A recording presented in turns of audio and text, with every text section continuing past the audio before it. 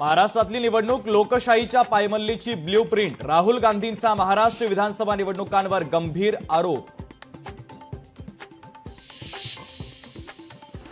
राहुलजी, आकड्यांचं अर्धवट वाचन करू नका। महाराष्ट्रातील जनतेनं तुम्हाला नाकारलं आहे। राहुल गांधींच्या आरोपांना महसूल मंत्री चंद्रशेखर बावनकुळे यांचं प्रत्युत्तर।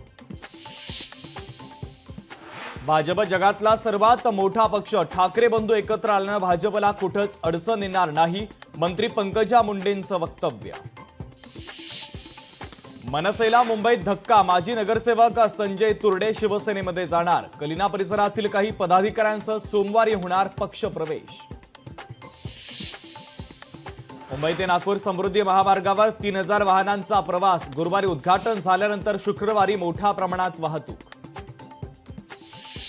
कल्याणच्या दुर्गाडी किल्ल्याकडे जाण्यासाठी दोन्ही शिवसैनिक आक्रमक। बकरी ईदच्या दिवशी काही काळ हिंदू देवीचं मंदिर बंद, त्यामुळे संतप्त। मोठा पोलीस बंदोबस्त।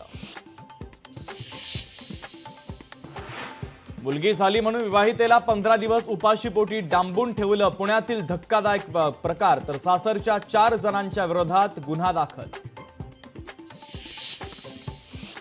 हवामान विभागाकडून मुंबईला पुढील 3 तास पावसाचा रेड अलर्ट। तर ठाणे, पालघरसह दादर, परळ, वरळी आणि मुंबईच्या दक्षिण भागात पावसाचा अंदाज। देशामध्ये कोरोनाच्या सक्रिय रुग्णांची संख्या 5000वर। केरळमध्ये सर्वाधिक 1679 रुग्ण। महाराष्ट्रातील आकडा स्थिर, तर शुक्रवारी एकाच्या मृत्यूची नोंद।